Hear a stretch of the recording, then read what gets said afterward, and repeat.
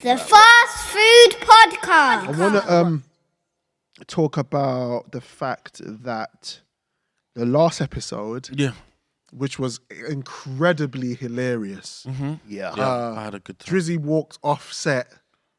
Twice?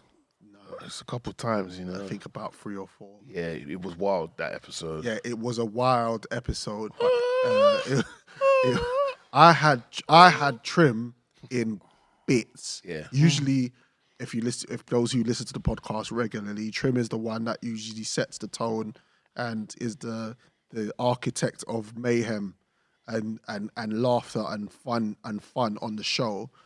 It just, I don't know what took over me that day, but yeah, I said some outlandish stuff. Very. I'm not gonna And take not anything- even taking anything back. alcoholically infused. There was no It's influence. just organic. That was just my mood. Yeah. I think I said it. I mentioned it. I just felt in that mood to just light up the place. Like someone tugged your tail. I just felt. You know that I just felt like, yeah, like But the irony was, before we hit record, I said, you know what, though? There's every chance this could be one of the funniest yeah, you did. pods, right? Yeah, you But I wasn't prepared for that. for the shenanigans. No, it was crazy. Jesus. Crazy. But we did have to get serious for a moment. And when we did, it posed for a very interesting conversation. So based on that, and based on a couple of our supporters and listeners actually were very, very intrigued about our opinions on the conversation. They said, look, why don't you finish it? So, I mean, is there anything you want to touch on, pause, with regards to what we spoke about? I believe it set off because we were talking about institutional racism. We were talking about the fact that there was a report that went out. Yeah. The report stated that there's not such thing. As institutionalized They've racism. done all of the research and it doesn't exist and this is modern Britain and blah, blah, blah. Yeah. And we got to a point where we did digress, but we didn't digress. It was only because we ran out of time and I needed to fit in go some back to more the point. things. I had to kind of keep it moving. But today, we can just, we could chop it up. I mean, how do you feel? How do you feel? Did you listen? Did you listen back to that actually? First of all, Yeah, I did. yeah. How did you feel about it? I felt like it was my responsibility to really try to look at how everybody, all parties, felt about institutionalized racism, because I don't think the point was clear. I don't think that we got enough of it, and I think that the fact that we do have the space to be able to do that now is that allows me to not jump on my horse or whatever, and just listen. I think it's important for me to listen, to shut up, and then and chop. Yeah. I mean, Trim, and Drizzy, there was a point in the conversation where you both were going back and forth. Both of you going back and forth, making points on opportunities and opportunities that are given, not given. Yeah. Owed to us, not owed. Yeah. You made points about it not being about being given the opportunities and taking them. Facts. Drizzy made points that it's not even about taking opportunities, but it's being allowed to have opportunities. Yeah. So I feel like the conversation, you both were making very valid points. Yeah. And I could hear where you both were coming from. But at the same time, what I was trying to say was, I was coming from a place of being equal. The fact that we are not equal, we have no equal standing, where in the society that we live in right now, we're still treated as below the bar. And that's where the institutional racism comes from, because the system that's set up here in Britain and other places, but we're just talking about here because we live here, is set up that we will get what we get, the crumbs, and we'll put all the other people, the elites, the whites, the people who obviously who built the country up to what it is, even though we help them, have the lion's share of all the resources and opportunities. Okay, so can I ask, with that being said, do they not deserve the lion's share? No, Whose country is it? everyone. That's a good question. Whose country is it?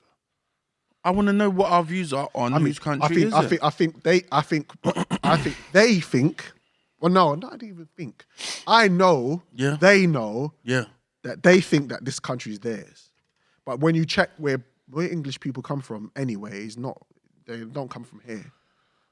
Where a lot of English people come from is Europe, and they've settled here. Yeah. In fact, there's a lot of people that's from Sweden. There's a lot of people from Denmark that settled here at one point. There's a few different people who've settled in this country and then moved on and different periods of time. So when we talk about that, when my thing is it's like me and you, Trim. Yep.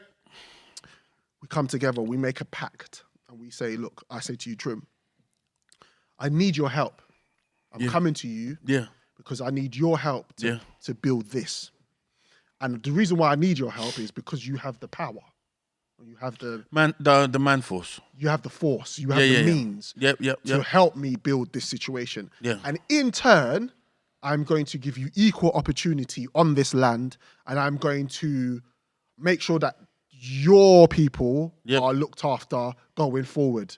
And so we've shaken hands or signed contracts or whatever they did at that particular time. Yeah. But what's happened in going forward is that hasn't been upheld.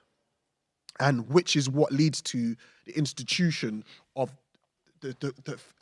let's call it let's call Great Britain an organization. Yeah. Yeah. Let's forget that that's basically what it is. An organization that is set up to run. There's an organization set up to control a certain demographic of people, and whoever comes into that abides by that. But again, when you look at how Black people help build the roads, how Black people help build the industry, train lines, railways, they help build the country. It's almost like a slap in the face when you go, no dogs, no Blacks, no Irish. When you go, no, there's no real institution of racism. It's just what Black people are dwelling on too much. They're just holding on to slavery. They're holding on to, how they feel, and they're not moving on from it. And I feel like that's a cop-out. I don't know how you feel.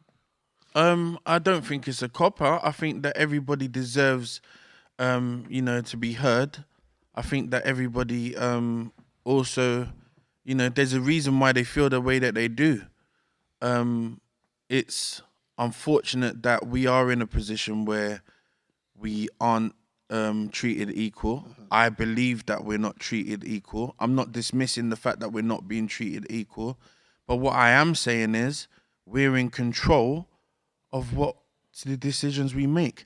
There are people that aren't as strong as others who are on it like that, like are willing, they have the desire to push themselves.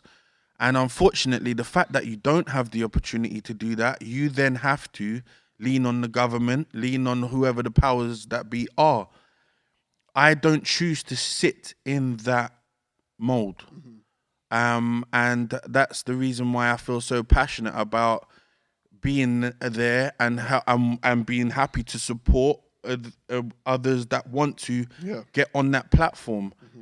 But there are others that are willing to do exactly the same and are in better positions than myself. And they're the people that I go to. So I call it leverage. Right. People that want to complain about it, I think that complaining is not gonna change the situation. Is that the point you was making? Sorry, I don't want to make you lose your point. No, I've got it anyway. Is that the point you were trying to make it in the last episode? Because when you mentioned that we're going around, remember, you mentioned we're going around in circles. Yeah. But then we went to I did try to move away from it, and then you wanted to bring it back because I didn't know if we was going to revisit. But what I should have done was just took it on the chin anyway. Yeah. So continue. The fact that you were saying that we're going around in circles isn't to do with you not wanting to. I'm not being dismissive. No. I'm trying not to be. It may have come across like that the first time. Yeah. But again, now looking back and actually checking myself. Yeah. And speaking to, because this means a lot to me. It means a lot. Our culture means a lot to me. Drizzy's opinion, Joe's opinion, your opinion matters to me. And I don't want to come across as, oh, do you know what? Stop moaning. Don't this, don't that. You get what I'm saying? Get on with it, because that is how it came across. What I did get from the conversation, looking back, listening back as well, was when Drizzy was obviously talking about the opportunities. Yeah. What resonated with me and what you said was that we have to stop asking for handouts, which 100%. was not the point Drizzy was trying to make, but because you thought that's what he thought, it resonated with me, because you were right that a lot of the time black people use not being in certain positions as an excuse to not strive, when there is opportunities or there is ways and means of being able to build your own platforms, start your own business, 100%. dig deeper into educating yourself enough to get yourself into a position where you don't have to have a boss. I feel like we even in the culture in America, they've been drilling that for a long time. But for me, people, I don't know if people are, how do I word it? It's very clear that we all need our own businesses. It's very clear that we all need our own means of making money, so that we ain't got to rely on anyone. But it's not always clear that on how to, and it's not always. That's on purpose. Yeah. It's not clear because that's not what the agenda is. Yeah. We go to school to sit down in a row with the teacher, with someone. The teacher's there because the teacher's the person that is the controller. Yeah. They set the pace. They put instructions on the board. Yeah. We look at, we give in, we then say what we think, this, that, and the third. That allows them to think, okay, so they're falling in line with that. Yeah. But as far as opportunity, as far as the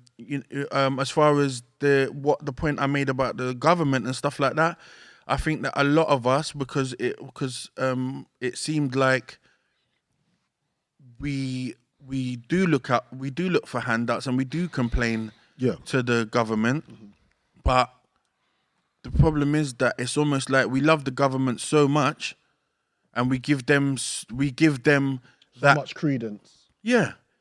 And you know, that's a condition. Yeah. That's a mental condition, because we've been conditioned so long. Yes. To because look at things like universal credit. Yeah. Break the word down. It's an institution. It's an institution. So if we're gonna talk about things like that, don't be part of that institution if you don't want to feel institutionalized. If you don't want to have that feeling, do you? I feel you. Find out how. I feel you. Make it happen. There's ways and there's ways. Look at the people that are doing it. Yeah. And reach out. And this is another thing that black people don't do enough of. And this is not a black thing. No, it's not. But it's not a black thing. It's not a black. This is a systemic thing. Yeah, and it's also, a system thing. If you want to be part of it, yeah. But what I'm saying to you, you own it. You own that. Why I mention black is because why I mention black people is because a lot of other races seem to know how to navigate around the system. Why is that? So, for example, let's just say Indian people, Asian people. Yeah, why? They come to this country. Yeah. They set up their own businesses, shops. Yeah. They educate themselves well enough. They leverage themselves so that, again, when shit hits the fan, they have enough resources of their own to not have to rely on the government. Jews, similar. And which is what I admire about different types of races. What I do admire about other races is that they have the ability to do it. But black people seem to always be in a position of, we we don't have the opportunity. We're not getting the opportunities that's given to us, so we're just going to sit here. I'm not saying everybody. That's not. I'm not generalizing black people. I'm just saying even white people do it. Like white people do this. Some white people do this. They've come to take our jobs, but you don't want to do them jobs. So what are you moaning about? If you went and did them jobs, maybe you would earn money and you'd be in a better position. But because you're complaining about other people taking your jobs and you're just living on job seekers allowance, you're never gonna go nowhere with that. So I guess that's a syndrome. So that's a syndrome. That's a syndrome. Yeah. I think it's almost likened to Stockholm syndrome. You get me? Where you show that adoration to someone that's done something. Say, for instance, you've been taken hostage. Yeah. Which is similar to what happened. We almost got, well, not almost, but we got taken hostage. Yeah, yeah. And then we're in the bank being taken hostage. Yep. The captor's inside. Yep. The police come in, bust in, hey, what's going on? Da, da, da, da, da, da. Yep. And then we then have to give evidence to say da, da, da, da. Mm-hmm. But we don't give evidence. We don't say anything. You get what I'm saying? Because of the adoration for the captor. Yeah. So it's true. So where we're going with it is pointless. It's what we need to do is we need to be able to put ourselves in a position where we're looking at seeking information to be able to strive forward. Yeah. Us complaining it for me is so back then. Yeah. Because I agree. All these other we were the first. I agree. We were the first. The Asians came, the Polish, the Eastern Europeans came, Somalians. The Somalians came thereafter, and everybody done this thing where they knuckled down because where they came from, they didn't have privilege. Yeah. Where they came from, it was hard. They didn't have the NHS. They didn't have housing. Everything. If they had something, they had to buy it outright. Otherwise, it wasn't theirs. So that's why they knew how to come in and pattern everything. But then we're like, oh, please me. Oh, what about? Oh, the government. Da, da, da, da, da. There is a flip side though, Trim, where there's where we like Black Wall Street and the fact that there was time periods in Black history where we did have our own things, and them shits was taken away from us. Which is I don't want to obviously deep dive into it because one, I don't know enough information, but I do know that we can revisit. I do know that there was points in time where we had a foothold on a system of our own. Yeah. But because obviously the fear of us. Fear of a black planet. Of us rising up is not, they don't like it. Do you know what I mean? It's difficult because when we do it really well. Very well. That's the problem. Yeah. So with that being said, it's almost like we know what the system is. We know how to do it. Yep. But we just don't. Yeah. Or some, should I say, because some are doing it. Yeah. And it's getting better. It is. It's not getting worse. Some people are like, what's going on outside in the streets and stuff like that. Yeah, but what if we're doing our job, we're being good parents and doing what's needed to be done, and we're showing influence, because a lot of our parents are still trying to sit on the dole. Yeah. But this is my thing from the last episode, True.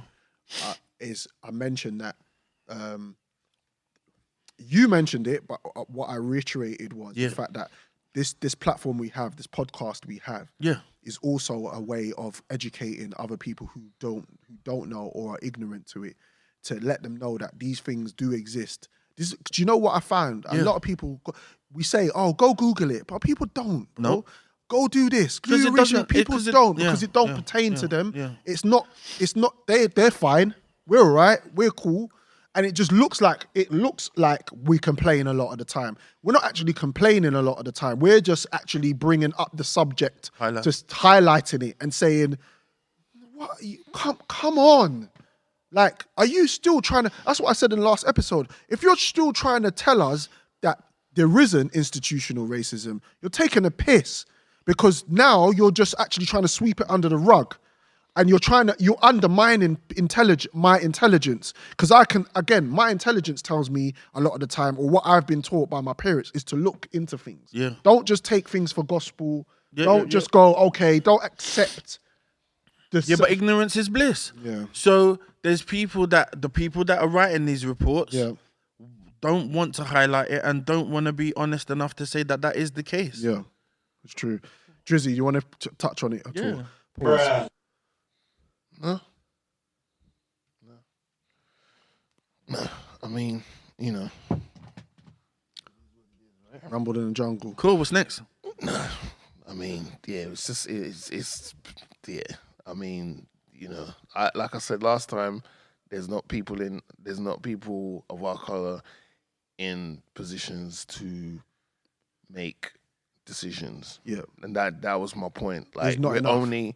only 57 years away from someone having a political campaign slogan saying, if you're an N lover, vote Labour. That's only 57 years ago. 1948, Windrush. Yeah. They came and got us, right? We were happy where we were. Like 2 times you've come and got us from where we were. 2 times. The first time you did it aggressively, and the second time you did it because we're part of the Commonwealth group. And it's like, oh yeah, can you lot from the Commonwealth countries come and help us to rebuild the UK after the Second World War? Cool. But we're not getting a fair slice of what's on the table. Yeah. And even though we could scream, shout about it, you don't want to complain about it, cool. You want to do something about it, cool. Proactively do something about it, cool. But then when you do something about it, who's the first person to be in your face, breading you, to then try and do you over and take whatever it is that you've created and start making a bunch of money off of it, and you're sitting there like, well, hold a minute, what's happened to me? Do you know what I mean? It's just, that's all I'm saying. Yeah. Like, Black History Month comes and goes, cool.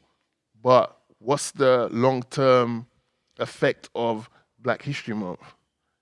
Me personally, I feel like you should probably just get away, just remove it, because what's the long-term effects of this? We're yet to see someone of our generation or of our race go, you know what, yeah, I might try, let me have a swing at being Prime Minister. Yeah. I even thought about that. I was like, you know, I want to try and be Prime Minister Dominica. But 1, I probably can't do it because I don't live there full time. And 2, someone said to me, you know, with all the good intentions you would have going in, you know, if you do get the gig, somewhere through down the line, your morality will be challenged. Yeah. And it's like, do you do it for the goodness of your people, or do you say no to keep your morality in check, right? But we just need more representation. That's all. Yeah. And like Puffy said this, these companies are making so much money off the black dollar. We need to keep the black dollar within the black community. 1. That's what we need to do. We need to stop looking at each other as a threat and embrace each other as we're all fighting the same fight. We're all brothers and sisters in this thing, right? We need to just come together as one and disrupt the system. But all I'm saying is that I say that to say this. You can have all the best intentions in the world, but if you haven't been given at least some sort of guidance or some sort of assistance, you want to start a business, what do? You have to go apply for a loan. That's coming from the bank. Who owns the banks? Like, do you know what I mean? There's always that. You have to check them. All I'm saying is we just need more representation. We need more representation. We're not begging for nothing. Yeah. Just give us what we're entitled to. Yeah. Everyone's entitled to something. Alone is like that a little bit, though, no? Yeah, but that's what I'm saying. You've got all the intentions. Alone is please can I have? Okay, but based on my behavior. How else? I've been good. You get a loan. You've been alone. Well, you can be patient. You can take your time and do things. Again, you can do your research. I've said that maybe 3 or 4 times. You can do your research in how to create wealth. Right, you can. But what if you can say how you can try to you can even show people how to create wealth, and they'll go, oh, do you know what? No, I'd rather go back to my job that I complain about every day, all day. Irritating. Okay, and we're having a conversation about this. Okay. Got a point. Okay. Have you ever been spoken to someone? Has anybody ever spoken to you about different ways of you being able to create wealth? Yeah. Have you ever been? Yeah. Okay, so then where did the loan part come from? Did they say to get a loan? How do you get a mortgage?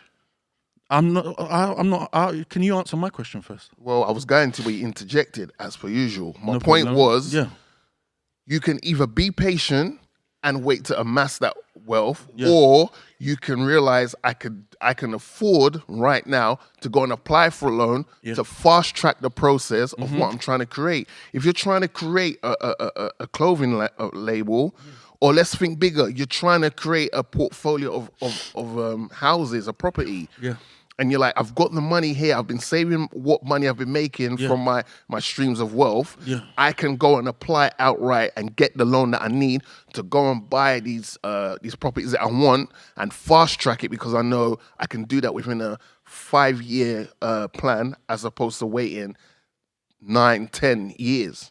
What I'm saying is, you could choose what you want to do. Yeah. It's not either or. I don't think it's not either or. I don't think it's wrong to try and get, if you're going to start a business, it's wrong to go get a loan. I don't think it's wrong. I don't think that. But I don't think it's also necessary to say right off the other side where you can do a job, a 9 to 5, and invest that money into something that you want to start. 100%. And pump that into that, and then eventually move over. So again, leverage. You had a 9 to 5, and then your business that you're working on outside of it has got so popular or big or whatever that you've moved over.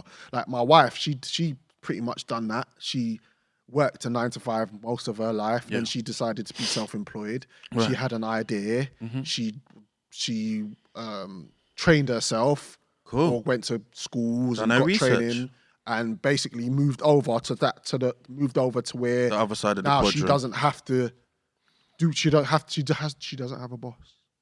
Right. So I mean, I listening to both of you, both ideas they're not wrong. What I feel is we need to stop doing is looking for excuses now. What we need to do is stop pointing out that we can't get this, we can't get that, and why? Right. Because there are now means, but many, right? Yeah, exactly. Yeah. So with what you've just said about stop making excuses, you're right. Yeah. So you can either do it's not either or. Yeah. It's you can either do it how Trim is saying, you do your research, etc., and attack it from that way, or you can say, you know what, I have plans and aspirations. I'm going to use the man to do something. I'm going to go get myself a 9 to 5 per se. To try and get the ball rolling, and then I'm gonna, make certain cuts on my lifestyle, how I live my life, whatever, to make sure that I'm able to save a certain amount, and I'm giving myself an 18-month window, to get that, to accumulate this amount of money, and then I'm gonna leave what I use to get me to this point after 18 months to then create what I want to create. So you're not making an excuse. You're just saying, I'm not gonna make the excuse of, oh well, I wanna be like Joe and film, but I don't have the equipment. Get off your ass and do the job. There's a lot of people who are doing jobs they don't really want just to get the ball rolling. You're spitting because even when I was a recording artist, I used a lot of excuses to why I wasn't where I was and the position that I was in. And really, in hindsight, what I should have done was I should have worked. I should have got a job and used those funds to put back into what I was doing. But at the time, I felt privileged. Yeah, but I felt like I was in a position that, this is happening for me and this is the way, this is the only way, when it wasn't the only way. And again, to summarize, you have to invest in yourself. To summarize, look into, create ideas, whether you write them down, whether you do the research, go ask family members. Write them down. Go to speak to people in your community. Find somebody who inspires you. Listen to their story. Find ways of getting ideas to work on how you want to achieve your goal and to get to a place where you no longer are working for somebody and you are a boss. Can I add to that? Yeah. I've recently shout out to my boy Mr. Anderson, big up Jason. He put me up on a book called The Richest Man in Babylon. And I'm only a few pages into it, but just following up on what you say is, they said something that really resonated with me is advice is free. It just depends who you go to seek advice to. You can't go and seek advice from Trim, who's well-versed in, I don't know, management, yeah, you can't go to Trim and ask Trim about who's versed in management about how to cut pieces of cloth. Yeah. He may know about it, but that's not his forte. His forte is management. So if you want to know about management and Trim's your friend, you should be on Trim like a mosquito in regards to information. I need the information. So you just have to pick and choose and identify what you want to do and then identify where the information is free. Yeah. Wi-Fi is free. Yeah. You could just walk down the street, connect to Wi-Fi. As long as you got a phone, like, just use the resources you have. Don't use your phone just for social media stuff. Yeah. Use it to get this free information and just make sure you're getting the right information for what you're trying to do in life. Absolutely. And man, like, oh, shit. Yes. Can I just ask a question? Yeah. Whoa. Yeah, man, talk to me. So I just wanted to know in terms of, like, how would you go about advising people that, for example, say for someone like, for example, we don't have enough black doctors, but in general, black doctors are middle class, rest to tear. And then we've got the issues of how many black women are dying giving birth. Yes, huge. So how do you think we address or like even just in general, like how black people are treated in terms of healthcare and the policies in place? How do we address the institutions, those sorts of institutions where it's not a necessary I build my own hospital kind of per se. Obviously that's possible. One day we'll get there. Yeah. But in terms of like those instances where it's not about I can just start my own business. No. I have to be in the system, unfortunately, because if I want to be a doctor or a nurse, this is in this country. This is how I have to do it. Yeah. Or just any sort of career where it's not you can't kind of go out on your own. Yeah. Not everyone can be entrepreneurs, unfortunately. Yeah.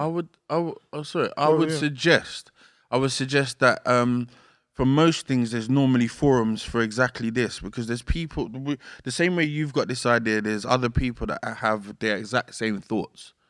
And for you to go in to see what forums, like you think about what it is that you want, you put that in whatever that is specifically and put forum next to it, I'm sure you'll be able to see a lot of places that online that you'll be able to connect with. Adding people to those within those groups, then speaking to people and asking for mentorship.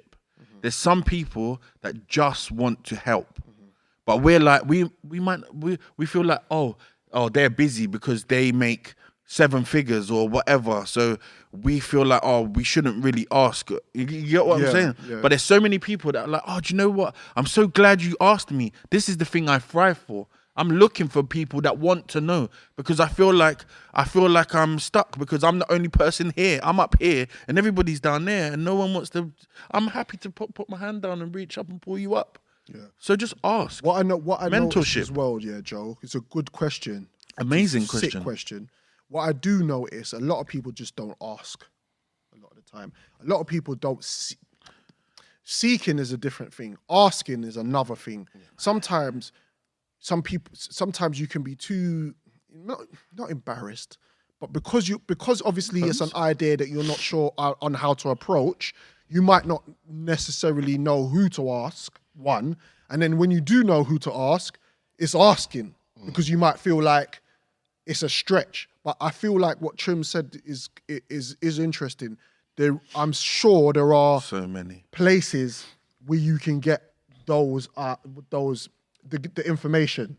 And once you gather the information, I'm guessing to be a doctor and all of that, that's qualification based as well. So you might have to be a person who takes that time out and goes back into re-educating yourself in a certain way, like being a nutritionist and studying food and diets and things like that. So yeah, you may even, because of the question that you've asked, you may even speak to someone that's in the know and they go, oh, no, you don't even have to do that. I'm going to show you how to do this. I'm going to get you to speak to blah, blah. They're going to say this, and you're going to say, oh, well, that sounds even better.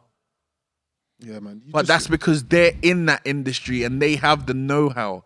So if you want to know... a lot of the things. Yeah, and we don't... And in our minds, we create something and it makes us, because of the not wanting to look stupid, or not wanting to be a burden No, or but whatever. not everybody's out there like that. Not everybody. Yeah, and we need some to be people more are- of us. yeah. Need to be actually that's the problem, that there's not enough, and that's why I'm glad that we're speaking about it on the show, because we could have 5 people that might have those exact thoughts, or even 20, or maybe every single person wants to ask something, but felt that they couldn't. I think this goes back to, I think the whole academic system needs a massive overhaul, because like from when I was growing up, like certain things, not like they purposely said to you, you can't do this, you can't do that, but it just felt like you had to be from a certain background to be able to have access to certain academic tools to then move forward. And I just think that they're teaching the wrong things at school, in my humble opinion. There's a lot of things they should be teaching, like financial education, in regards to like even little things like, not the whole shebang, but even little things like, here's like the 10 parts of the law you should know for when you become a young adult into an adult. Like this. You don't have to learn the whole, if you want to, that's fine. But here's the 10 important things, like know your rights, know that if someone was to like attack you and you were self-defense, this is what, the whole thing in regards to like, if you create something, how to copyright it so it's not taken away from you, should you sign on the contract. Little things like that is what should have been offered in school. And because we're at that age where our brain is a sponge, it still is now, but at that age, we just click onto anything like a magnet to metal, right? I just think they need to just look at that whole system set up and just come fresh.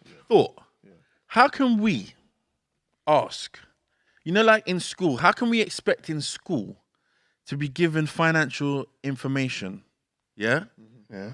Please tell me how we can ask for financial information from a teacher. Well, it could be in college. Or in college. Why not? The reason why I'm thinking it's a bit strange is because if that was the case, why wouldn't the teacher be making more money and not be a teacher? But they might have chosen, that might have been their path. Like you said previously, some people who get to a certain stage, they're willing to advise people and help people. Yeah. That might be their calling. They might be like, I'm good Well, I think speaking in what front of he's people. saying is, if you're aspiring to be somebody who is if you're inspiring to be an entrepreneur or some sort of creative person, or somebody who has a skill that acquires knowledge and needs that information to be successful, some teachers might only know a certain level of It's only so information. far. So, for example, why public schools and private schools are so different is because private schools teach you how to fill out application forms. Private schools teach you how to deal with assessments. Yep. I mean, when I started working for TFL and I started doing assessments, I was like, what the hell is this? This is some loophole thing. Like, this is not just... There's a way. It's not just giving someone my CV, sitting in front of them and going, yeah, my name is Morgan and G and rare. This is like tests and and practical handwriting and shit like that. There's a way. Reporting. There's a method. Like these There's sort a of method. things. So again, this is to what Joe is saying as well. The system has to change as well, Joe. Like there's a lot of things that are created in where we live that is controlled by a system. So we're only going to know, if we stick to that system, we're only going to know certain things. Until you decide that you want to be no part of the system, or you want to think outside of the system, will you be able to gain or acquire or seek or ask somebody who's outside of that system for help, guidance, mentorship, and progress? You want to be, say for instance, you want to go into a certain industry. It's going to be very difficult to ask your teacher. You might be able to get entry. You might be able to get good entry from the advice that you get from your teacher. Yeah. But can your teacher tell you how to become a millionaire? Yeah. It's a question. Can your teacher? No. But you would have to speak to and get mentorship from millionaires. Right. But or a teacher who has the experience of the line of work that you've and been pulled in. back, and Right. gone back. Yeah. But- because they're sitting on bits. Yeah. Right, but what the financial freedom I was talking from is just little things like savings. Yeah. And if you're getting pocket money, you should think about Not always having taught. That's 50. not taught either. Right, but that's what I'm saying. Yeah, At yeah. that level, you could teach about how, like, having a bank account. How to manage your finances. But don't that's need to not, millionaire that's to know not the- that. That's not the school's responsibility. That's I don't think that's it's- I don't your. think it's- I don't think that's it's- the parent. I don't think that's what the school wanted to be responsible for. No, it's regardless of whether they do or not. That should be your parents. Yeah, your but- parents Yeah. should be telling you, like with when we used to be on the we used to be on the bus going to school. I used to give Cairo 20 pence here, 10 pence here.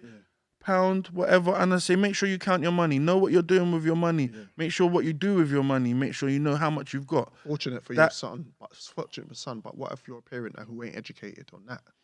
Depends what you If want. your parent, suppose you've got a parent that gambles, Yeah. suppose you've got a parent that is frivolous with their money, you're already screwed already through entry. So when you educate, that's what I'm saying. The two different. That's why I went to private school and public school. Yeah. Two different education systems. Yeah. One will show you how to become.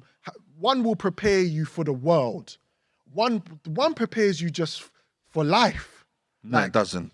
Private school prepares you What for pro- life. Yeah. Oh, okay. I was gonna say Private school prepares you. Yeah. This is the public real school things that doesn't. you're gonna have to deal with. Yeah, public Credit, school doesn't. Yeah. mortgages, Yeah. how to read applications, how to understand the jargons, and that's why people become lawyers and things. Because it's again, where we have been taught, and I'm guessing, we have to pay someone to do certain things. So when we get a contract, it might be somebody we have to pay. But that person Went to private educated school. himself to know that already. So he doesn't need to pay somebody because he's already a lawyer. He's already an accountant. He's already however he acquired the information, or however he got that education, it was a different system and a different opportunity for him to acquire that. But for me, I know for me, you and Drizzy, and I'm just speaking out, Cool. we were not educated in that.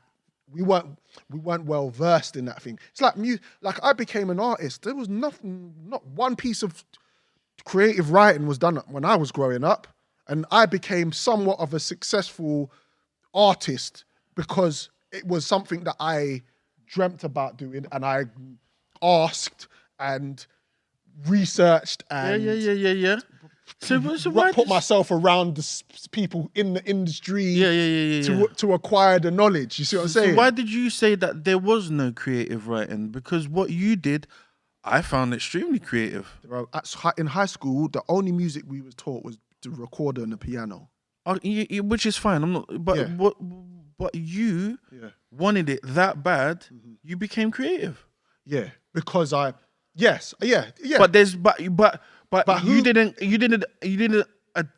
get that from mum or dad, is it? No. So your mum can be a drunk. Your dad can be a gambler. Yeah. But you can still have the desire enough to want, because no matter what, when you go sleep and you wake up, within that period of time, you have a dream. Yeah.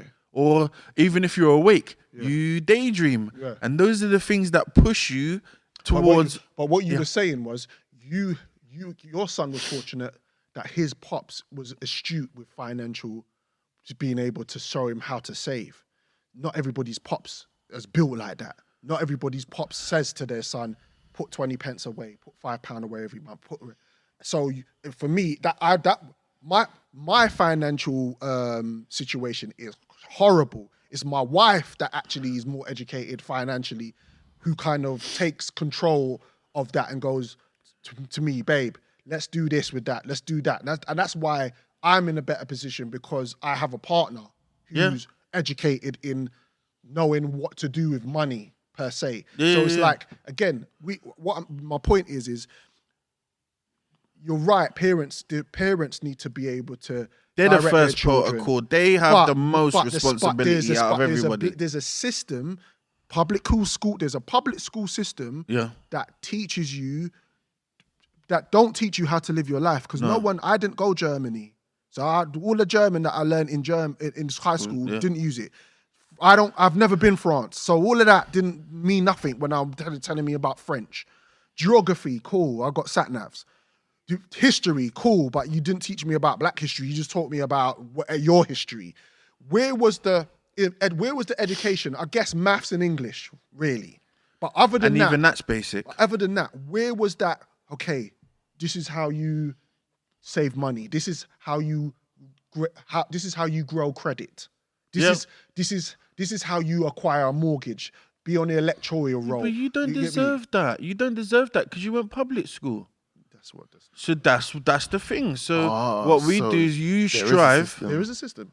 Yeah, there is a system. You just don't have to be part of it. Are now listening to the Fast Food Podcast. The Fast Food Podcast.